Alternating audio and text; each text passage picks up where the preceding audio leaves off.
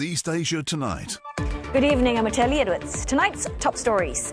A grand ceremonial send-off in Beijing for President Donald Trump, capping a summit marked by the American leader touting major business wins and China pressing its concerns over Taiwan and Iran. Meanwhile, Japan says it is important for U.S.-China ties to contribute to global stability as Prime Minister Sanae Takaichi prepares to speak with President Trump over the phone following the summit. President Trump, meantime, warns that his patience with Tehran over a final deal is running thin, while suggesting efforts to recover Iran's enriched uranium may be more political theater than for practical purposes. And South Korea's equity benchmark on a roller coaster, breaking the 8,000 mark before falling sharply by the close.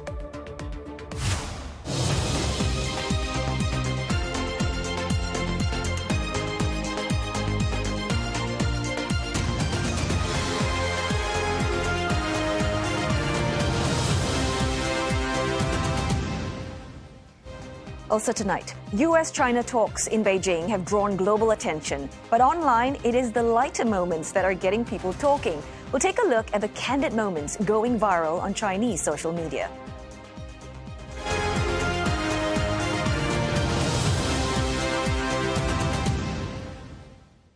A lively red carpet farewell for U.S. President Donald Trump in Beijing as he concludes a historical summit with his Chinese counterpart Xi Jinping. Both sides stressing progress in stabilising relations, despite long-standing differences between the world's two largest economies. Well, the U.S. leader received a warm send-off as he departed aboard Air Force One. Chinese Foreign Minister Wang Yi among those seeing him off at the airport, alongside schoolchildren waving American and Chinese flags. Earlier today, the two presidents held a working tea and lunch. Mr. Xi described the visit as a milestone that reached many outcomes. 这个迄今我们已经达成了一个新的两国关系，就是建设性的战略稳定关系。这个可以说是一个里程碑式的这个访问事件，而且我们达成了很多这个合作成果推进。The U.S. president struck a notably warm tone, describing his talks with Mr. Xi in positive terms as the visit came to a close. He's a man I respect greatly, become really a friend. We've known each other now 11 years, almost 12 years, it's a long time. And we've settled a lot of different problems that other people wouldn't have been able to settle. And the relationship is a very strong one. Well, the summit paved the way for talks that covered an array of pressing issues, including Iran, trade, and Taiwan. The U.S. leader said that both sides agreed Tehran should not obtain a nuclear weapon and that China was not preparing to provide military support to Iran. On trade, Mr. Trump said fantastic deals had been reached with Beijing, though no new agreements have been formally announced. Well, for more on this, our correspondents from both sides of the Pacific join us live. We've got Tan Tse-hui in Beijing and Nick Harper for CNA joins us from Washington, D.C. Start with things with you first, Tse-hui. Walk us through some of the key takeaways from today's round of meetings, please.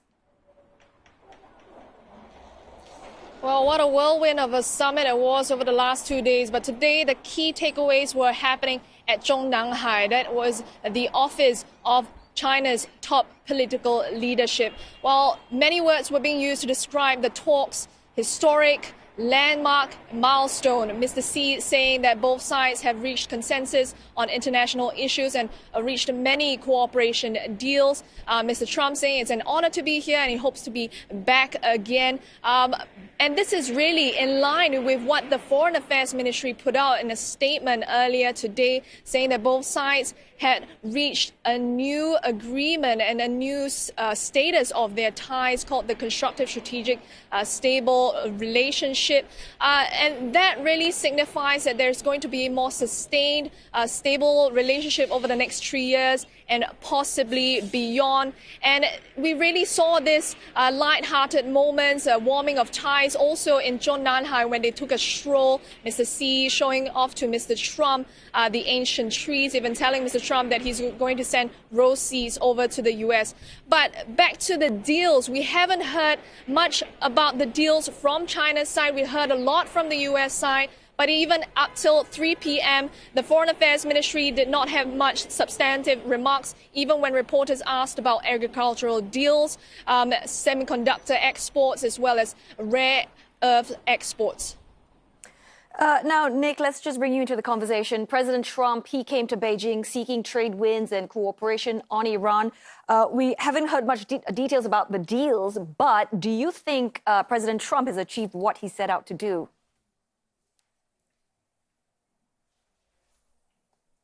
Well, yes and no. In terms of stability, undoubtedly what has happened is these two leaders have not just maintained the relationship, but they appear to have stabilised it. On the no side of the aisle, Donald Trump certainly hasn't walked away with a whole list of deals that he can now champion to the American people as having done while he was in China. And really, I think he was hoping for that big list. We may get that in the coming hours when both China and the United States put out more specific details. But up until now, it's all been rather warm but vague. All of Donald Trump's remarks were very positive, very cordial. He spoke about President Xi as a friend, said it was an incredible visit, said there were fantastic trade deals and that they had settled a lot of different problems. So heavy on the feels, but light on the details. We were expecting a big order of Boeing aeroplanes, a big order of soybeans, of American beef.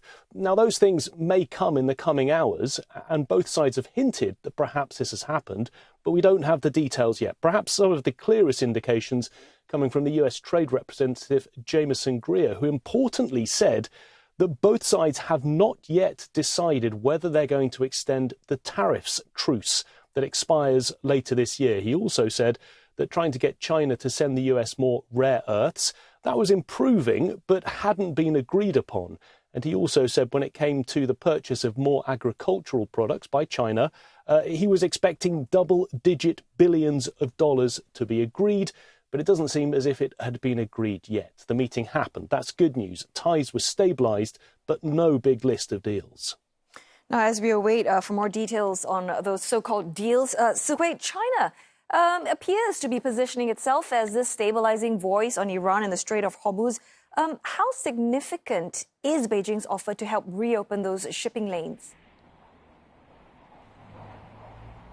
Well, previously, China was very cautious about making any kind of comments or statements about the Iran war. So it's significant that this time around it's put out an official statement on its stance of the Iran war and calling for the reopening of the Strait of Hormuz, calling for a ceasefire. While it had really strong words saying that China's position on the Iran war is consistent and saying that it should never have happened, it did not blame either Tehran or Washington. But if you look at the words, it did not state how it's going to help in terms of reopening the shipping lanes. There was no actions being stated. And so it shows how much of a limit there is to influence from China on Tehran's actions. Analysts say that this may not lead to much in terms of whether the shipping lanes would open, because at the end of the day, Tehran prioritizes the safety and the security of the regime. So any kind of compromise on that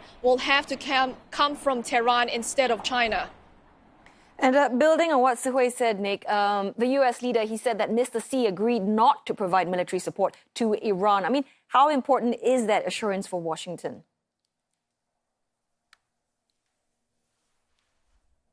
Well, it is important, but it is really just a long-term consideration. And I think it doesn't solve, as we heard from Suhui there, many of the short-term issues. And that's really how much influence does China have or even want to exert on Iran to try and get a deal done? Because Donald Trump returns to Washington a few hours' time, having to deal with that major problem that he left behind for a couple of days, how to solve the Iran conflict. And these meetings in Beijing haven't really provided him with any easy answers in all of this. According to the United States, China has agreed to several US positions, that Iran can't have a nuclear weapon, that the strait needs to be reopened, and that the strait should not be militarized. But they haven't really worked out how to do any of that or how to get Iran to come to the negotiating table. That longer-term consideration, though, if this drags on for months and months, something that probably neither country wants to see, at least the United States has that reassurance from Beijing. But perhaps that's cold comfort when the US has to try and get this solved as quickly as possible, because we know from opinion polls, Americans are very concerned that this Iran war is not just continuing, but it's also pushing up prices here in the United States. Very many voters very worried about what will happen. And perhaps they'll look at this China visit and think, well, look, Donald Trump hasn't managed to achieve anything concrete in ending the war in Iran. Well, thank you both for that wrap on the Trump-Xi summit. Nick Harper for CNN in Washington, D.C. and Tan Sihui in Beijing. From fantastic trade deals to shifting geopolitics over the Strait of Hormuz, the Trump-Xi summit has prompted a whole range of reactions. An expert will be joining us later this hour to break down what was agreed and what it really means. Well, time now for a short break, but coming up on East Asia tonight, we look at the twists and turns in the Boeing-China relationship over the last 15 years as President Trump touts a deal. Plus, Japan seeing the largest corporate price increase in 12 years as the war in Iran adds to inflationary pressures. We'll look at what this means for the Bank of Japan's policy.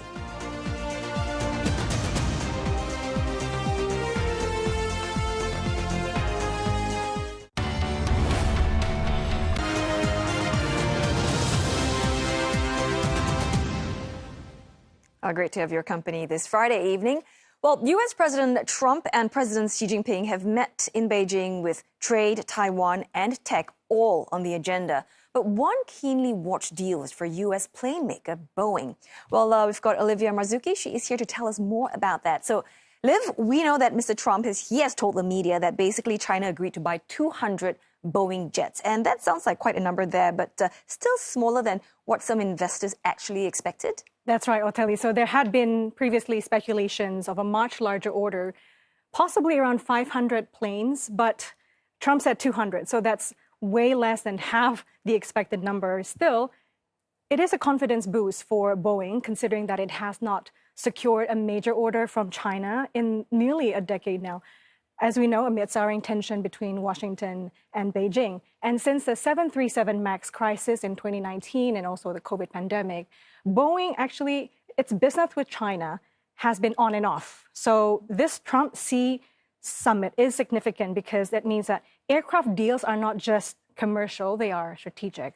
For Boeing, it means that China is a market it wants to rebuild. And for China, Boeing orders mean that there's a trade leverage with its talks with Washington. So help us understand this, because China, I mean, they do make their own planes, right? So why does it still bother buying from Boeing?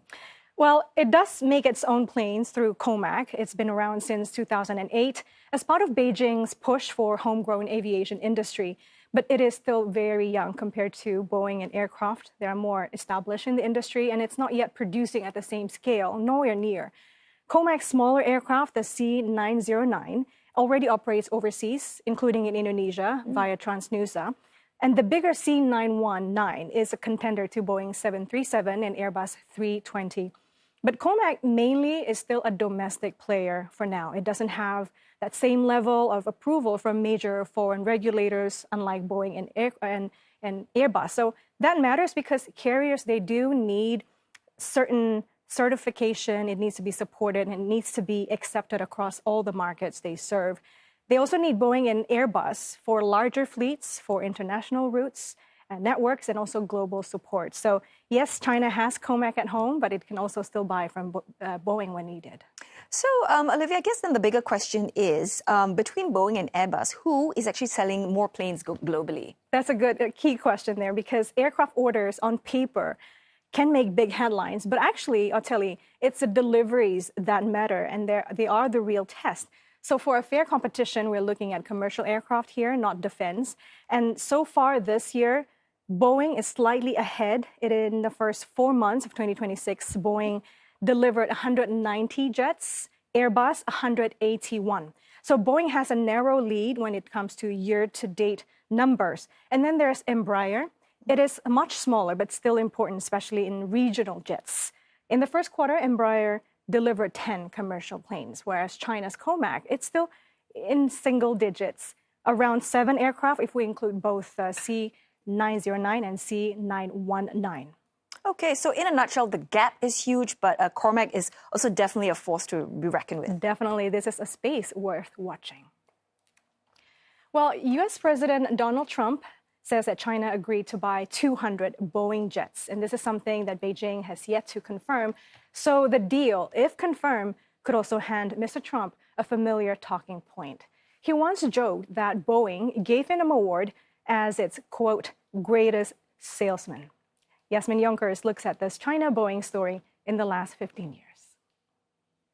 Boeing's China story goes back to 1972, when Richard Nixon landed in Beijing. China was reportedly so taken by the U.S. presidential jet that within months it ordered 10 Boeing 707s. Fast forward to 2011, China approved contracts for 200 Boeing aircraft worth about $19 billion, mainly 737s and 777s, for delivery within 2 years.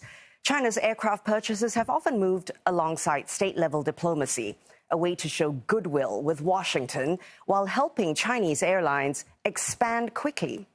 Then in 2015, during Xi Jinping's visit to the U.S., Boeing announced 300 aircraft orders and a major industrial sweetener, a 737 completion and delivery center in China.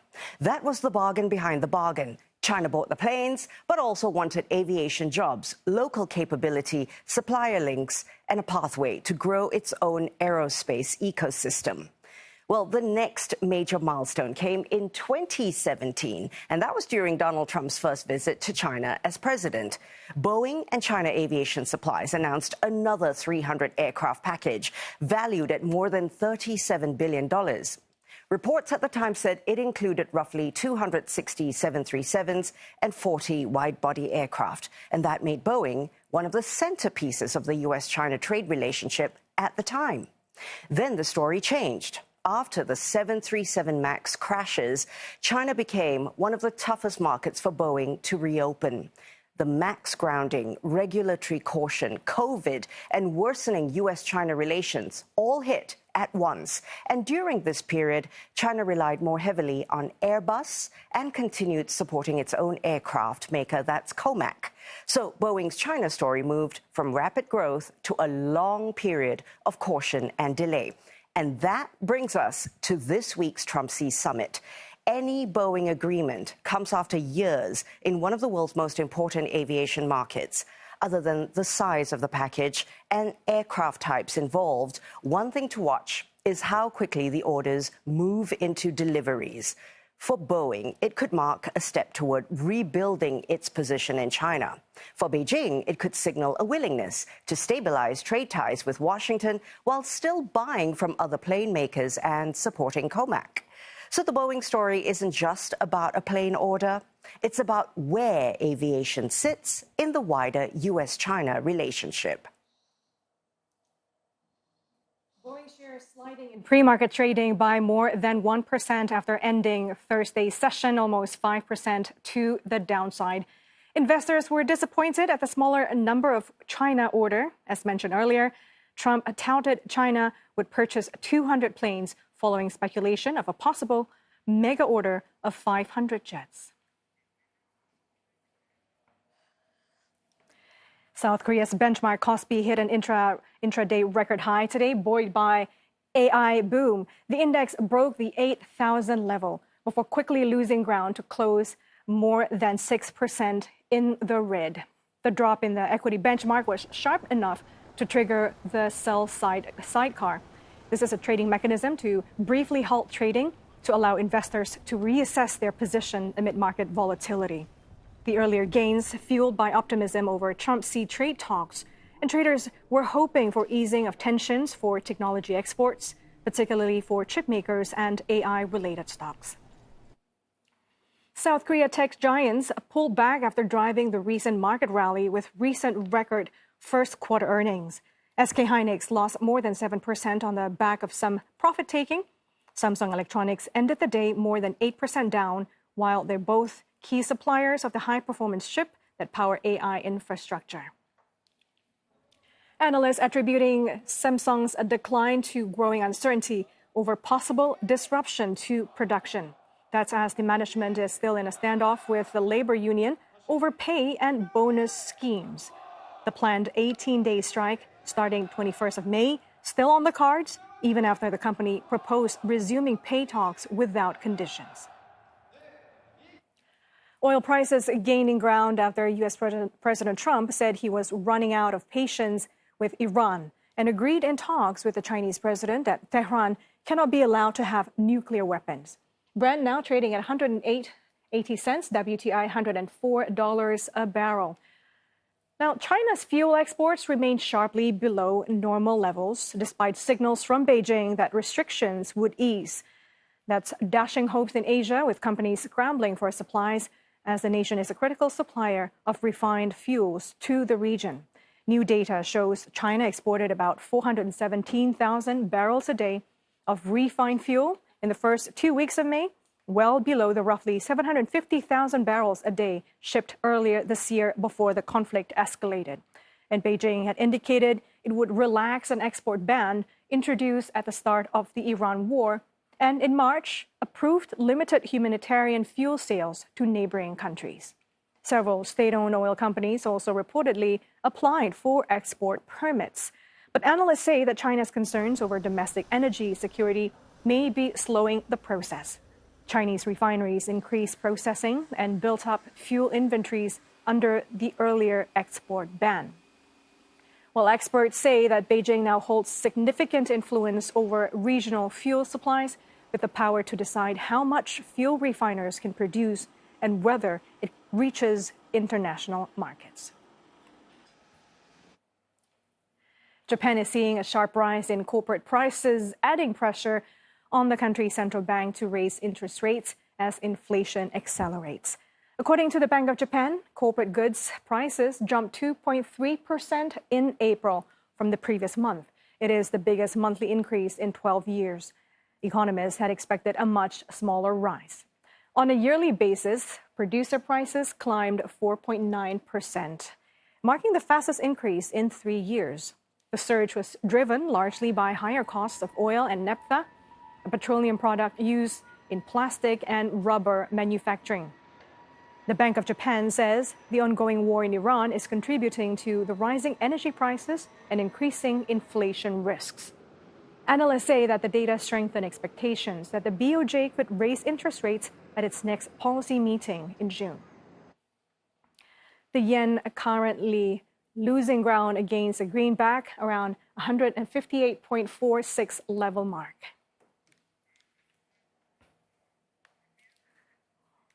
And that's all I have for you, Oteli. A wrap up in business. Thanks so very much for that, Olivia. Next, Japanese Prime Minister Sanae Takaichi is scheduled to make a 2-day visit to South Korea next week at the invitation of President Lee Jae-myung. Now, Ms. Takaichi will make a stop in President Lee's hometown, Andong City, in North Gyeongsang Province. Seoul described it as a reciprocal gesture after Mr. Lee traveled to the Japanese Premier's home prefecture of Nara earlier this year. Seoul says the leaders will discuss ways to deepen bilateral ties and strengthen cooperation on regional and global issues, including the situation in the Middle East. The pair first met on the sidelines of the APEC summit in South Korea's Gyeongju City last October. Mr. Lee has since sought to improve ties, describing the two countries as neighbors sharing a front yard. Now, relations between the two sides have long been strained by historical grievances linked to Japan's occupation of South Korea, which lasted 35 years. Coming up on East Asia tonight, Trump sees summit wraps with both leaders hailing progress in stabilising U.S.-China ties. We discuss what was achieved and what remains on the table with an expert. Next.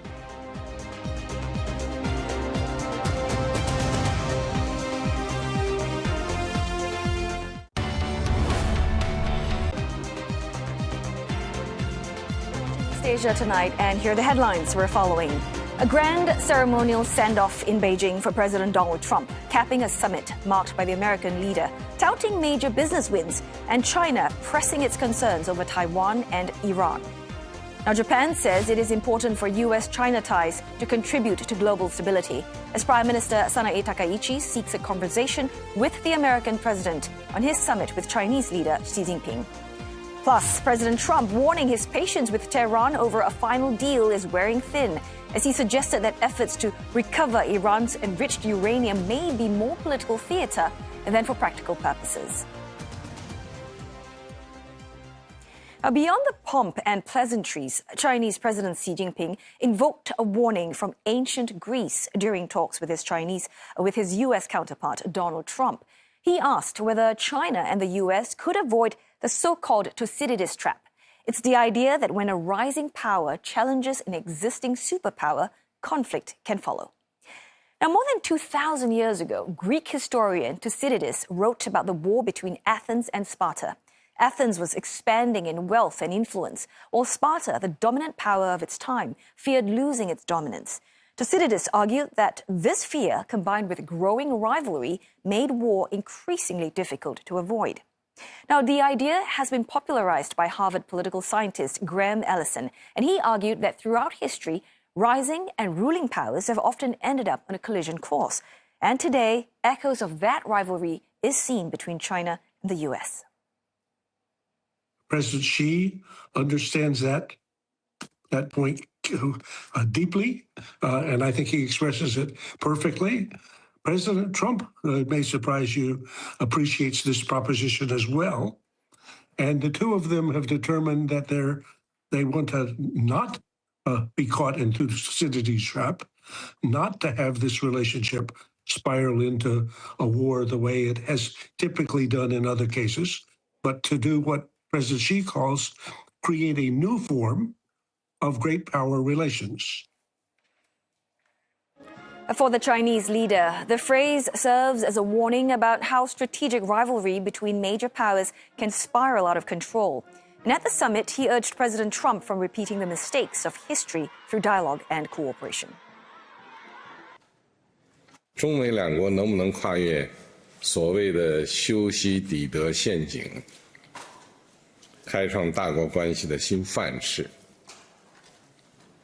能不能携手应对全球挑战，为世界注入更多的稳定性？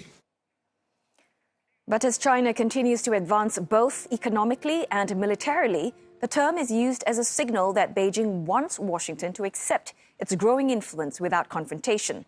And despite hailing strong ties, Mr. Xi cautioned that the mishandling of hot-button issues could push relations to a very dangerous place. 我们一致认为，中美关系是当今世界最重要的双边关系，只能搞好，不能搞坏。两国合则两利，斗则俱伤，应该成为伙伴而不是对手。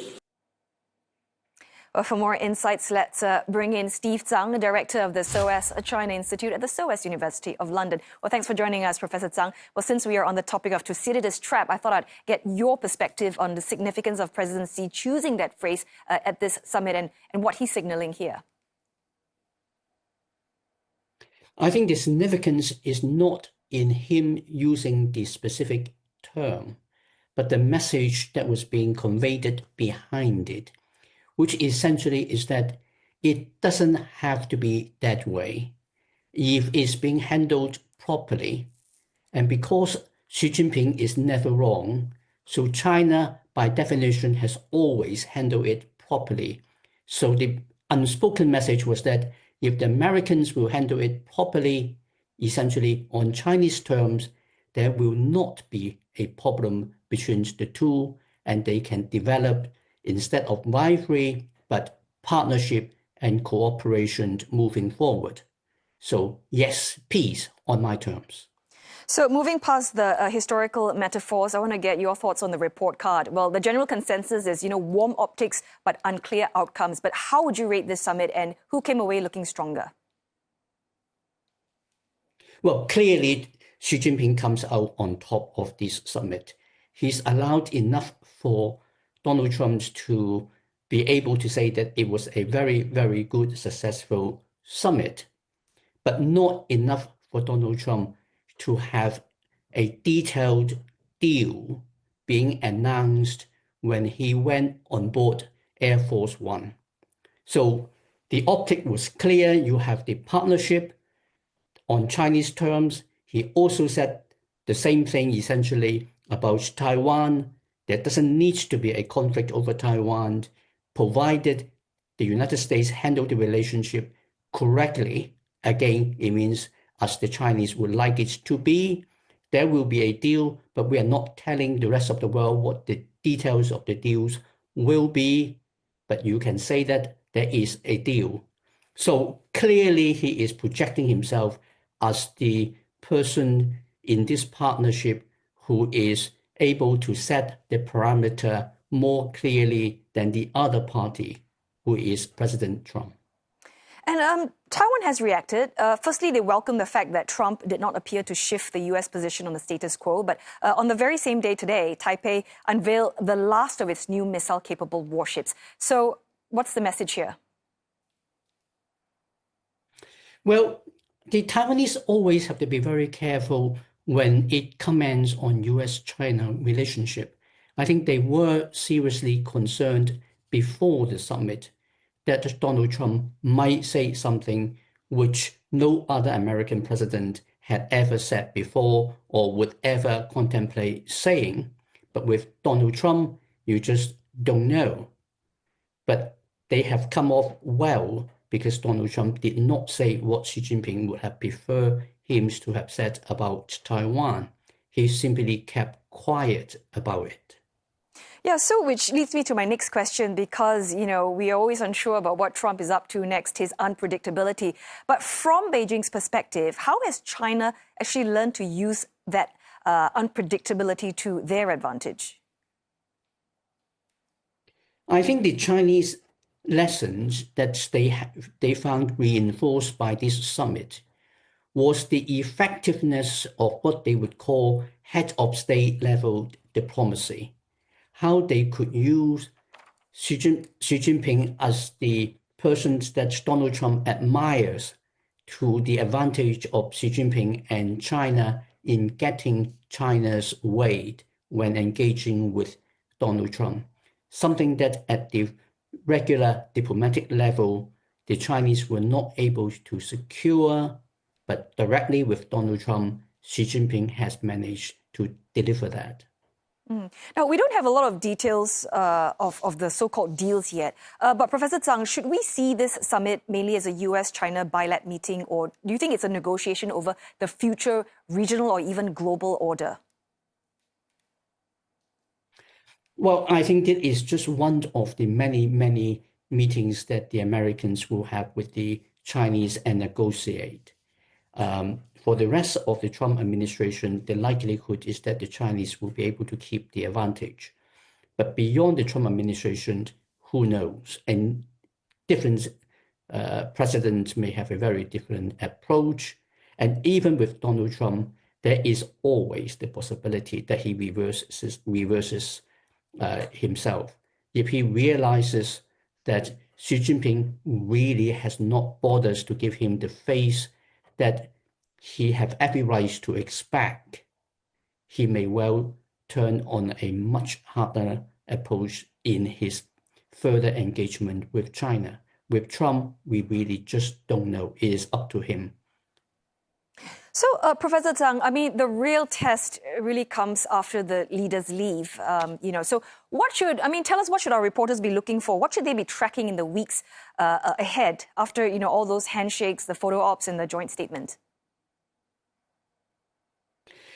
How much longer it takes for all the details of the deals to be released by the Chinese side. I think that will give us more of an indication of how far the Chinese are willing to enable Donald Trump to have a bit of political results to take pressure off the other pressures he is facing because of the fallout from the war over in Iran. We probably should also be seeing the Chinese commentaries on how much they would go in celebrating how well they have managed the summit, and whether they go a bit more open in the meetings that in claiming credit for having been able to set the agenda and the discussions with Donald Trump in ways that puts China clearly in an advantageous position. Right. Yeah, Professor Zhang, we're certainly going to be looking out for those pointers. But it looks like Beijing's diplomatic calendar is quite busy because President Putin is due in China next week, meaning that Beijing will be hosting both Trump and Putin within the same month. So even if, some say the reception for Putin is going to be less lavish, but again, what is the message China is trying to send to the world here? Well, I think you probably would be looking at the kind of personal chemistries between Xi Jinping with Putin on the one side and Xi Jinping with Donald Trump on the other. Now, we know from Donald Trump that before the visit, he said he would like to give Xi Jinping a big hug. He didn't get it. If, on the other hand, Xi Jinping offered Putin a much warmer personal reception, then that will show you very clearly that between the two world leaders, which one does Xi Jinping give more stronger friendship to? So that sort of things would matter. And the fact that they are hosting Putin so quickly after Donald Trump really shows you that they don't see Donald Trump as big a deal as Donald Trump sees Donald Trump. All right, we hear you loud and clear. Well, thanks very much for your insights, as always. Steve Zhang, Director of the SOAS China Institute at the SOAS University of London. Now, Japan says that it has been closely watching the outcome of the Trump-Xi summit in Beijing. Tokyo says that it is important that ties between the US and China contribute to global stability. Well, the government spokesperson Minoru Kihara says that Japan is gathering information and assessing any possible impact on the country. 引き続き同盟国たる米国との強固な信頼関係のもと、中国に対してはその立場にふさわしい責任を果たしていくように働きかけていくこと、このことが重要だと考えているところです。Now, Tokyo is planning a phone call between Prime Minister Sanae Takaichi and US President Donald Trump after his departure from Beijing. Japanese officials are reportedly keen to hear details of the summit discussions, particularly on regional issues, including Taiwan, as well as China's export controls on rare earth elements. Now, as we've mentioned, on the heels of President Trump's trip to China, Russia has flagged that President Vladimir Putin could be paying a visit, quote, really soon.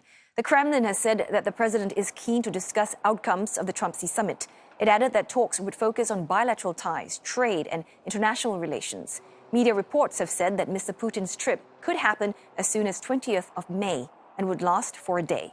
Mr. Putin last visited China in September for the Shanghai Cooperation Organization summit held in Tianjin. He was also present at China's military parade, marking the 80th anniversary of the end of World War II. And we've got more coverage on the story. Do catch the highlights of the Trump-Xi summit on CNA.Asia and on our mobile app.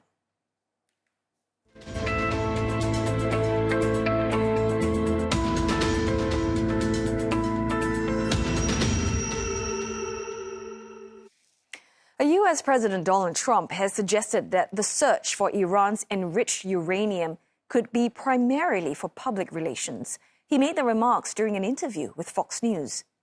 Mr. Trump said that he would, quote, feel better if he was able to get hold of it. The U.S. has been insisting Iran transfer uranium outside the country and shut down its nuclear program. Israel has made similar demands as well. But Iran has been asking for nuclear talks to be dealt with at a later stage. The issue has been a key sticking point in truce negotiations between Washington and Tehran. President Trump has flagged that he is, quote, not going to be much more patient in reaching a deal.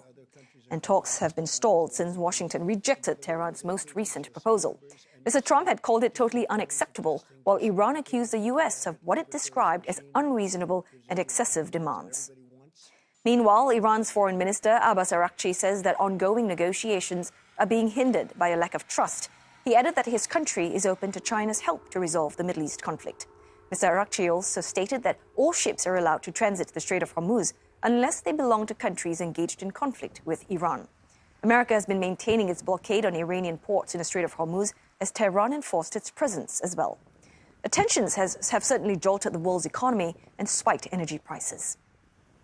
South Korea's finance minister has warned that the country is starting to feel the impact of prolonged fighting in the Gulf. Ko Yeon-chol has flagged that consumer prices have been rising despite strong export data, and he has promised proactive steps to stabilize supply chains.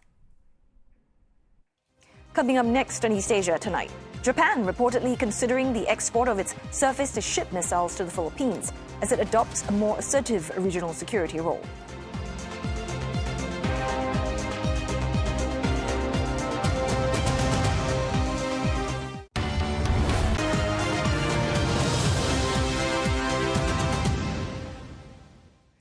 Japan's defense ministry is reportedly eyeing surface-to-ship missile exports to the Philippines as Tokyo works to strengthen its regional security presence amid concerns over China. Reports suggest that Manila expressed interest in acquiring Type 88 surface-to-ship missiles. Japan's self-defense forces fired one such missile during the Balikatan military exercises earlier this month. Type 88 missiles have a range of more than 100 kilometers, and Japan is considering transferring the missiles from its current military inventory as it phases them out for a newer model. Now, analysts say the move reflects Japan's shift in defense export policy.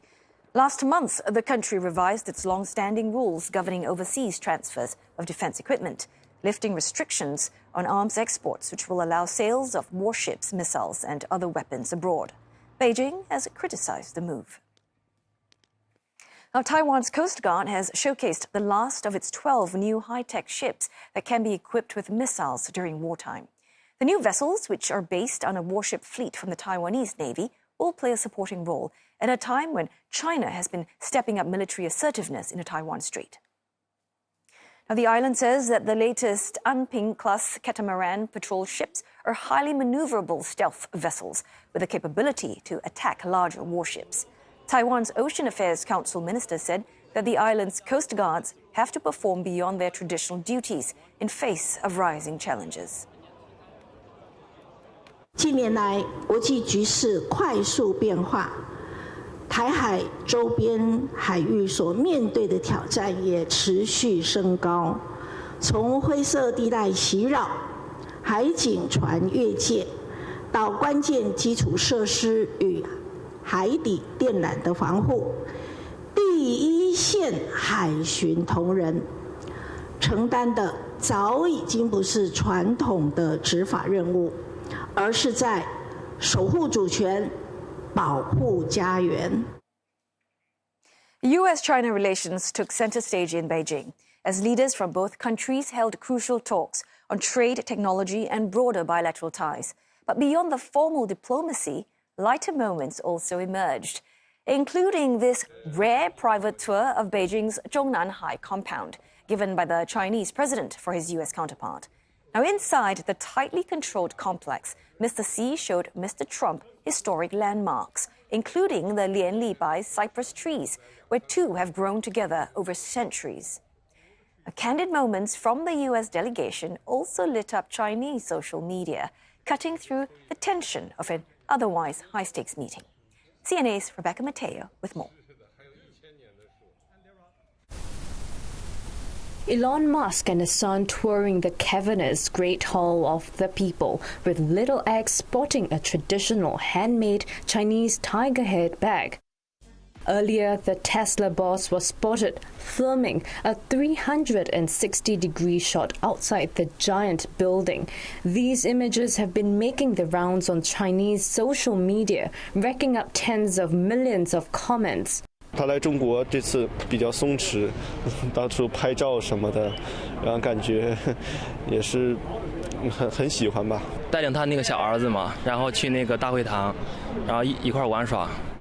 Also generating buzz were scenes of U.S. Secretary of State Marco Rubio admiring the ceiling of the 67-year-old building ahead of a 2.5-hour high-stakes meeting between the two sides. Later, scenes of American business leaders leaving the venue also went viral online. NVIDIA CEO Jensen Huang gave a thumbs up to cameras, while Apple CEO Tim Cook flashed a peace sign. Chinese netizens joked that without his signature leather jacket, Mr. Huang was almost unrecognizable. The relaxed mood and light-hearted moments led some to chatter online that talks had gone smoothly. At the state banquet that evening, Xiaomi founder Lei Jun was also seen taking a photo with Mr. Musk. But beyond the viral moments, questions remain over what the summit could mean for trade ties and businesses in both countries. 对外开放的这一块的，能不能再大一些？因为这个是对两国，尤其对我们中国的经济是非常好的。还是中美贸易战，然后互相的关税，然后我觉得这个是对我们这些普通人，然后影响最大的。An analyst says the world is unlikely to see a complete reset in US-China relations as trade issues remain complicated by geopolitical and national security concerns. The latest summit was heavily focused on commerce, so there are concrete signs to watch, in the coming weeks and months. First is whether the announced purchases will actually turn into contracts and deliveries, especially Boeing aircraft, soybeans, and energy. Also, whether NVIDIA's H200 chips actually start shipping to Chinese customers. This will be a bit tricky, despite the U.S. approval, given the regulatory bottlenecks on the Chinese side. But that's definitely something to look out for. It has been a very packed summit with some light-hearted moments along the way. There was a lot of ceremony and both sides had many warm words for each other. Chinese people I spoke with certainly hope that these words will lead to more stable ties and that they will bring real benefits to businesses and people in both countries and even around the world. Rebecca Mateo, CNA, Beijing. And that wraps up this Friday's edition of East Asia Tonight. Don't forget your headlines anytime at cna.asia. We're also on Facebook and YouTube. But we're going to leave you now with some of the key moments from the Trump-Xi summit.